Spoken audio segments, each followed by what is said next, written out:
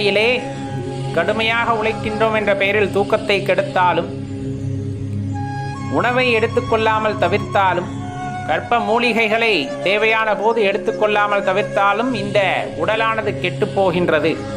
கெட்டுப்போன இடத்திலே உள்ளிருக்கின்ற உயிரானது நீடித்திருப்பதில்லை. வேறு ஒரு ஆரோக்கியமான கூட்டை தேடிதான் அதை போக பார்க்கும். அப்படி இருக்கின்ற வகையிலும் நமக்கு முக்தி சாத்தியமா அப்படின்னா அது ரொம்ப கடினமான விஷயம்தான். அதற்குத்தான் இந்த உடலை பேணி பாதுகாக்க வேண்டும். பேணுதல் என்றால் அழகுபடுத்துதல் அல்ல. மீண்டும் நான் தெளிவாக கூறுகிறேன். பேணுதல் என்றால் உடலை அழகுபடுத்துவது கிடையாது.